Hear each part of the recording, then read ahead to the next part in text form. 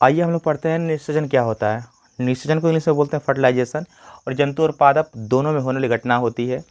और तो पहले हम लोग पढ़ेंगे, निषेचन जानने से पहले हमको जानना होता है कि परागण क्या होता है। तो जो नर युग्मक यानी जो परागकण होता है, परागकणों का वर्तिकाग्र पर पहुंचने की क्रिया को हम बोलते हैं परागण। फिर सुनिएगा, परागकणों का वर्तिकाग्र पर पहुंचने की क्रिया को हम क्या बोलते हैं? परागण बोलते हैं। ये पिछले वीडियो में हम लोग पढ़ चुके हैं। आपको अगर देखना होगा तो जाइएगा, पीछे जो प्लेलिस्ट बना है, प्लेलिस्ट में हाई स्कूल का जो वीडियो होगा उसमें आपको परागण का पूरा डेटा जो होगा मिल जाएगा। तो परागण पढ़ने के बाद यानी परागण की क्रिया के बाद का जो प्रक्रिया होती है वो होता है निषेचन, जिसको हम लोग पढ़ने वाले हैं आज। और ये जो निषेचन होता है 10 और 12 दोनों के एग्जाम की दृष्टि से बहुत अधिक महत्वपूर्ण टॉपिक है। तो पहले पढ़ते हैं निषेचन क्या होता है। तो नर युग्मक, हम सीधे सीधे कहें तो नर युग्मक और मादा युग्मक के मिलने की क्रिया को हम क्या कहते हैं? निषेचन कहते हैं, जिसकी खोज स्ट्रासबर्गर ने किया था। तो यहाँ पर हम इस कैसे डिफाइन करेंगे परीक्षा में, तो नर तथा मादा इकाइयों के संयुग्मन की क्रिया को निषेचन कहते हैं। या हम यह कह सकते हैं कि नर युग्मक तथा मादा युग्मक के इकाइयों नर युग्मक तथा मादा युग्मक के संयुग्मन की क्रिया को निषेचन कहते हैं। ठीक है। अब यहाँ पे आप बात आती है नर इकाई क्या होता है, मादा इकाई क्या होता है।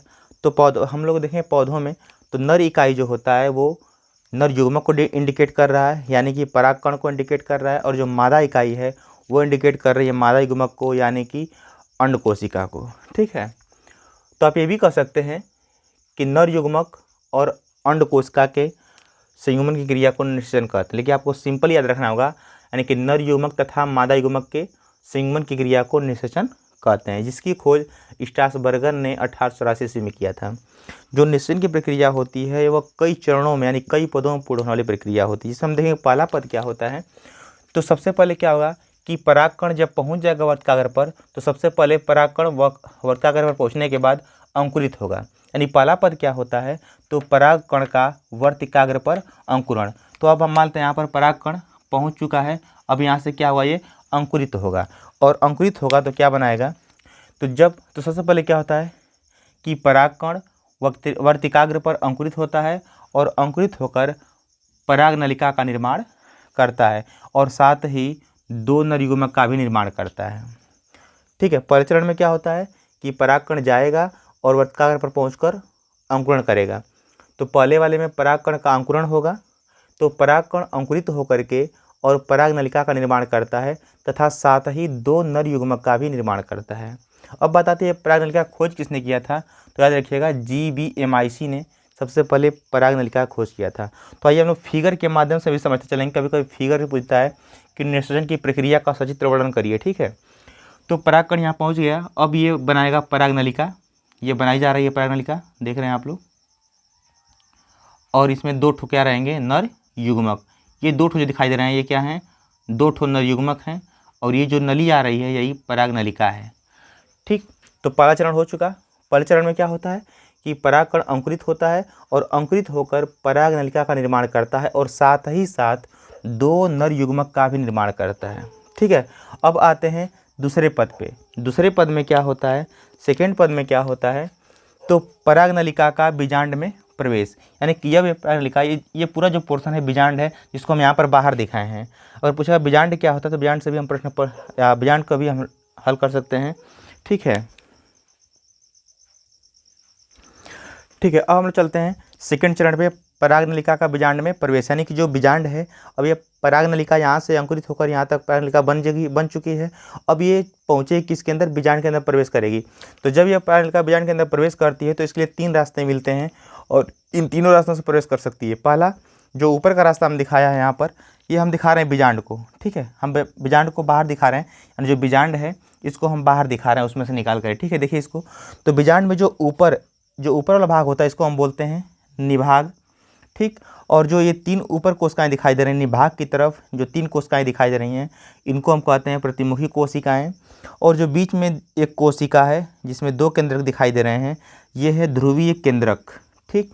और यहाँ पर देखें तो नीचे तीन कोशिकाएं होती हैं और इन तीनों कोशिकाओं में से जो दो कोशिका, जो किनारे की दो कोशिकाएं होती हैं, इन दो कोशिकाओं को हम कहते हैं सहायक कोशिका। यानी कि ये कोशिका और ये वाली कोशिका जो क्या कहलाती है, सहायक कोशिका कहलाती है। और जो बीच वाली कोशिका होती है इसको हम कहते हैं अंड कोशिका। ठीक। और ये जो डंठल होती है जिसपे बीजांड जुड़ा होता है उसको हम बोलते हैं बीजांड वृंत। और यहाँ पर देखें तो ये जो पूरा पोर्शन होता है, ये जो पूरा पोर्शन यहाँ से ये वाला जो पोर्शन होता है इसको बोलते हैं मध्यावरण।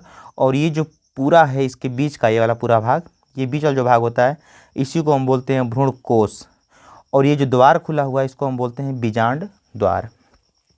तो यहाँ पर देखें तो जो परागनलिका है जब बीजांड के अंदर प्रवेश करेगी तो 3 रास्ते हो सकते हैं, या तो सीधे पहुँच जाए निभाग की तरफ से, है ना, यानी ये जो परागनलिका है निभाग की तरफ से प्रवेश कर जाए, या फिर यहाँ से मध्यावरण से प्रवेश करे, या फिर इस तरह से घूम करके आ करके बीजांड द्वार से प्रवेश करे। यानी कि हो सकता है जो नलिका है या तो सीधे प्रवेश करे यानी निभाग की तरफ से, या बीच में से घुसकर प्रवेश करे, या फिर यहाँ से आ करके नीचे से प्रवेश करे।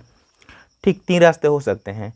तो अगर परागनलिका बीजांड के अंदर अंड द्वार से प्रवेश करती है, यानी कि ये जो पोर्शन है बीजांड द्वार कहें चाहे अंड द्वार कहें, ठीक, तो अगर परागनलिका बीजांड के अंदर अंड द्वार से प्रवेश करती है तो उसको हम बोलते हैं पोरोगैमी। और सबसे कॉमन सामान्य होता है, लगभग अधिकतम पौधों में 80% पौधों में यही पाया जाता है। दूसरा होता है निभागीय प्रवेश, यानी कि जब परागनलिका बीजांड के अंदर इस निभाग की तरफ से प्रवेश करती है तब उसको हम बोलते हैं निभागीय प्रवेश, यानी इसको इंग्लिश में बोलते हैं क्लाइजोगैमी। ये कहाँ पर होता है तो कैजुराइना पादप का नाम है, वहाँ पर होता है। अगला है मध्य प्रवेश, यानी कि जब ये परागनलिका अंकुरित होकर और जाकर यहाँ से प्रवेश करती है, यहाँ से, यानी कि ये अंकुरित होकर जब यहाँ से बीच में से प्रवेश करेगी यहाँ से, तो उसको हम कहते हैं मध्य प्रवेश या फिर मीजोगैमी। ठीक है, दूसरे चरण में क्या होगा, सेकंड चरण में क्या होगा कि परागनलिका बीजांड के अंदर प्रवेश करती है। इसके लिए 3 रास्ते होते हैं, तीनों में से किसी एक रास्ते से वो प्रवेश करेगी। अब चलते हैं आगे, थर्ड चरण और लास्ट चरण। ये क्या होता है कि जब वो प्रवेश कर जाएगी बीजांड के अंदर, तो बीजांड के अंदर हमने देखिए यहाँ पर बीजांड के अंदर ये जो पूरा पोर्शन होता है ये वाला, इसको हम बोलते हैं भ्रूणकोश बोलते हैं, भ्रूणकोश बोलते हैं। तो यहाँ पर देखें तो थर्ड चरण में क्या होगा, तीसरे वाले में, कि परागनलिका का भ्रूणकोश में प्रवेश, यानी अब परागनलिका कहाँ प्रवेश करेगी, भ्रूणकोश में, यानी जो बीच वाला पोर्शन है ये वाला, इसमें प्रवेश करेगी। तो जब इसमें प्रवेश करेगी तो 2 क्रियाएँ होती हैं। पहली क्रिया कौन सी होती है, संयुग्मन होती है। दूसरी क्रिया कौन सी होती है, त्रिक संलयन हो सकता है। ठीक है, तो संयुग्मन क्या होता है, तो यहाँ पर देखिए जो दो नर युग्मक हैं, 2 नर युग्मक हैं, तो जब एक नर युग्मक 2 में से एक, जब अगर पूछता है परीक्षा में कि संयुग्मन क्या होता है तो डिफाइन कर सकते हैं, पूछता त्रिक संलयन क्या होता है तब डिफाइन कर सकते हैं, पूछता द्वारा निषेचन किसे कहते हैं तब डिफाइन कर सकते हैं। ठीक है, आइए हम विस्तार सुनते हैं। यानी कि जब एक नर युग्मक 2 ठो है, यहाँ पर देखिए 2 ठो है, 2 ठो में से जब 8 ठो की बात करेंगे हम लोग, तो जब एक नर युग्मक, जितने भी युग्मक होते हैं सब जो होते हैं अगुणित होते हैं। अगुणित को दिखाते हैं हम n से, द्विगुणित को 2n से, त्रिगुणित को 3n से, 3n से। ठीक है, तो जब एक नर युग्मक अंड कोशिका के साथ जुड़ करके यानी संयुक्त होकर के द्विगुणित युग्मनज का निर्माण करता है तो इस क्रिया को संयुग्मन कहते हैं। फिर से सुनिए, जब एक नर युग्मक अंड कोशिका के साथ जुड़कर द्विगुणित युग्मनज का निर्माण करता है तो इस क्रिया को संयुग्मन कहते हैं। और जब एक नर युग्मक ध्रुवीय केंद्रक के साथ जुड़ करके त्रिगुणित भ्रूणपोष का निर्माण करता है तो इस क्रिया को त्रिसंलयन या त्रिसमेकन कहते हैं। यहाँ देखिए नर युग्मक का n और अंडकोश का n कुल कितना हो गया 2n, यानी जो युग्मनज बनेगा इसमें कितना रहेगा 2n, यानी कि द्विगुणित रहेगा। यहाँ पर देखिए नर युग्मक का n यानी अगुणित और ध्रुवीय केंद्रक का 2n, देखिए यहाँ पर ध्रुवीय केंद्रक में 2 ठो केंद्रक हैं, एक हाई n और एक ठो यहाँ पर n 2n है। ठीक है, तो ध्रुवीय केंद्रक में 2n और यहाँ पर एक n 3n, यानी यहाँ पर हो गया त्रिगुणित, और क्या बनता है भ्रूणपोष। तो जब एक नर युग्मक अंड कोशिका के साथ जुड़ करके द्विगुणित युग्मनज का निर्माण करता है तो इस क्रिया को संयुग्मन कहते हैं।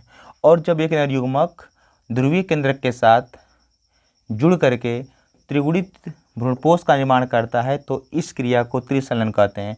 और जब किसी पादप में ये दोनों प्रक्रियाएं यानी कि ये और ये संयुग्मन और त्रिसंलयन, जब किसी पादप में ये दोनों क्रियाएं एक साथ होती हैं तो इस क्रिया को द्वारा निषेचन या द्विनिषेचन कहते हैं, जिसकी खोज SG नवासचीन ने की थी।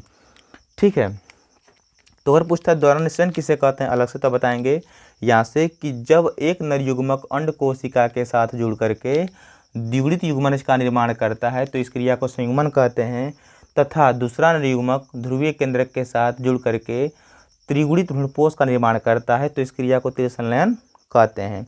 जब ये दोनों क्रियाएं किसी पादप में एक साथ होती हैं तो उसे द्वारा निषेचन कहा जाता है।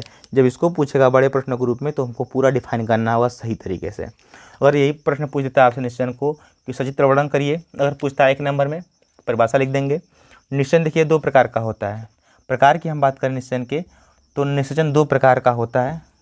प्रकार की बात करें 2 प्रकार का होता है। एक होता है अंतः निषेचन, दूसरा होता है बाह्य निषेचन। अंतः निषेचन और बाह्य निषेचन।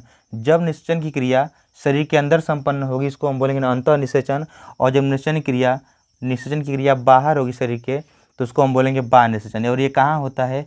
जलीय जीवों में, जैसे मेढक हो गया, मछली हो गई, ठीक है। तो निषेचन 2 प्रकार का होता है, एक अंतः निषेचन, एक बाह्य निषेचन। जब निषेचन की क्रिया शरीर के अंदर संपन्न होती है तो उसको हम कहते हैं अंतः निषेचन, और जब निषेचन की क्रिया शरीर के बाहर संपन्न होती है इसको हम बोलते हैं बाह्य निषेचन। जलीय जंतुओं में बाह्य निषेचन पाया जाता है और जो स्थलीय जंतु होते हैं उनमें अंतः निषेचन पाया जाता है। तो इस प्रकार हमारा पूरा निषेचन खत्म हो चुका। और पूछता बड़े प्रश्नों के रूप में तो पूरा लिखेंगे हम लोग, ठीक है। सचित्र वर्णन करने के लिए तो इसको लिख देंगे। बीजांड आपको नहीं बनाना परीक्षा में जब तक बीजांड न पूछे। बीजांड का फिगर पूछेगा आपसे तो बना लीजिएगा। अगर यहाँ से जो बीच वाला पोर्शन बोलता है इसको क्या बोलते हैं? भ्रूणकोश बोलते हैं। अगर भ्रूणकोश का फिगर पूछेगा तो बना लीजिएगा इस तरह से, ठीक है, भ्रूणकोश। तो ये होता है भ्रूणकोश। क्या होता है? तो भ्रूणकोश एक संरचना होती है, ये मादा संरचना होती है जो अंडाशय में, ये पूरा क्या है? अंडाशय है। जो बीजांड होता है, जो भ्रूणकोश होती है, बीजांड के अंदर पायन संरचना होती है, ठीक है। और इसमें ऊपर के भाग को निभाग बोलते हैं। ऊपर 3 कोशिकाएं होती हैं। अगर पूछेगा खाली देखिए, अगर पूछता है भ्रूणकोश के बारे में तो खाली इसके अंदर का डिफाइन करना है। पूछता है बीजांड के बारे में तो पूरा डिफाइन करना है। चलिए हम लोग पहले डिफाइन करते हैं किसके बारे में? भ्रूणकोश के बारे में, ठीक है। तो भ्रूणकोश जो होता है बीजांड के अंदर संरचना होती है। इसमें ऊपर की तरफ 3 कोशिकाएं होती हैं जिन्हें हम प्रतिमुखी कोशिका कहते हैं। नीचे 3 कोशिकाएं होती हैं जिसमें से 2 कोशिकाओं को सहायक कोशिका कहते हैं और 1 कोशिका को अंड कोशिका कहते हैं। बीच में ध्रुवीय केंद्रक होता है, बस इतना। अब अगर पूछेगा आपसे बीजांड क्या होता है, तो बीजांड मादा अंडाशय के अंदर पाई जाने वाली संरचना होती है। मादा अंडाशय के अंदर पाई जाने वाली संरचना होती है। इसके ऊपरी भाग को निभाग बोलते हैं और बीच वाले भाग को हम बोलते हैं मध्यावरण और सबसे निचले भाग को हम बोलते हैं बीजांड द्वार, ठीक है। इसमें ऊपर की तरफ 3 कोशिकाएं, निभाग की तरफ 3 कोशिकाएं होती हैं जिन्हें हम प्रतिमुखी कोशिकाएं कहते हैं और बीच में ध्रुवीय कोश केंद्रक होता है और नीचे 3 कोशिकाएं होती हैं। 3 में से 2 कोशिकाओं को सहायक कोशिका कहते हैं तथा 1 कोशिका को, बीच वाली कोशिका को अंड कोशिका कहते हैं, ठीक है। इस तरह से हम लिख पाएंगे। जब पूछेगा बीजांड के बारे में पूरा डिफाइन करेंगे, जब पूछेगा भ्रूणकोश के बारे में खाली भ्रूणकोश को डिफाइन करेंगे, ठीक है। तो जैसा प्रश्न पूछे है ना, फिगर सहित आप लोग लिख सकते हैं।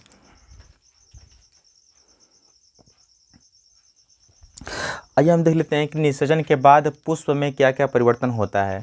तो निषेचन के बाद देखिए होता क्या है कि जो बाह्य दल होता है, बाह्य दल यानी कि जो पुष्प को पकड़ा हुआ भाग रहता है। जैसे हम दिखाएं अगर, तो यहाँ पर हम मान लें कि ये जो पुष्प है, ये डंठल है, तो अब देखते हैं पुष्प को इस तरह से भाग होता है हरा से जो पकड़ा हुआ रहता है, यहीं से पुष्प की पंखुड़ियाँ निकली रहती हैं, जो भी है ना, ठीक। तो यहाँ पर जो पुष्प का पकड़े हुए भाग है ये वाला, इसी को हम बोलते हैं बाह्य दल।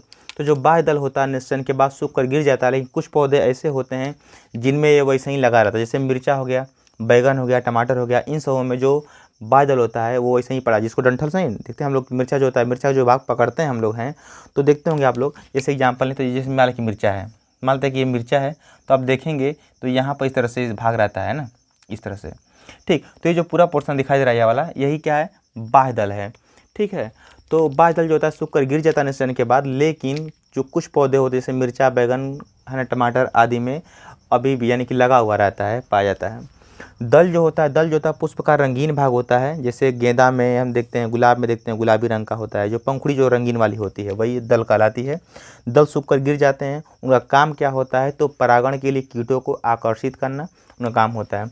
पुंकेसर की बात करें तो पुंकेसर में परागकण होते हैं, वो फटता है और परागकण निकल जाता है, निकलने के बाद निषेचन कराते हैं, बाकी उनका काम खत्म हो जाता है, यानी सूख कर वो भी गिर जाते हैं। अब बात करते हैं अंडाशय की। तो जो ये अंडाशय, ये पूरा जो भाग है, ये वाला पोर्शन, ये पूरा क्या है? अंडाशय है। तो अंडाशय क्या होता है कि अंडाशय विकसित होता है निषेचन के बाद। अंडाशय पूरा विकसित होगा और विकसित होकर परिपक्व होकर फल का निर्माण करता है। तो पूछे फल किसे कहते हैं? तो हम कह सकते हैं कि परिपक्व अंडाशय को ही फल कहते हैं। और ये भी याद रखिएगा, सत्य फल पूछे और असत्य फल पूछे, सत्य फल है ना, असत्य फल पूछे, कूट फल पूछे, झूठा फल पूछे, है इस तरह से। तो सत्य फल का मतलब ये होता है, देखिएगा कि सत्य फल का मतलब होता है कि जो फल अंडाशय से बने, यानी कि अंडाशय से बनने वाले फल को हम क्या बोलते हैं, सत्य फल कहते हैं। और अंडाशय के अलावा अगर किसी अन्य भाग से फल का निर्माण होता है, अंडाशय के अलावा पुष्प के किसी अन्य भाग से जब फल का निर्माण होता है तो उससे फल को हम क्या कहते हैं, असत्य फल, झूठा फल या मिथ्या फल या फिर कूट फल का। जैसे सेब हो गया, नाशपाती हो गया, स्ट्रॉबेरी हो गया, ये काजू हो गया, ये सभी जो हैं असत्य फल हैं, झूठे फल हैं, कूट फल हैं, क्योंकि इनका निर्माण किससे होता है, तो बाह्य दल से होता है इनका निर्माण, न कि अंडाशय से होता है। जिस फल का निर्माण अंडाशय से होगा उसी को हम बोलेंगे सत्य फल। अंडाशय के अलावा इनमें से किसी भाग से अगर फल का निर्माण होता है तो उसको हम कहेंगे असत्य फल। यानी कि अगर पूछे फल किसे कहते हैं तो अंडाशय से बनने वाले फल को हम क्या बोलते हैं, फल बोलते हैं। और अंडाशय की जो भित्ति होती है, दीवार होती है, वो फल की भित्ति बनती है, यानी फल का छिलका बनता है।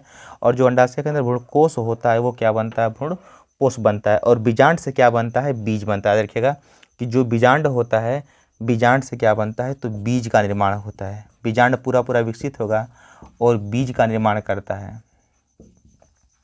ठीक है,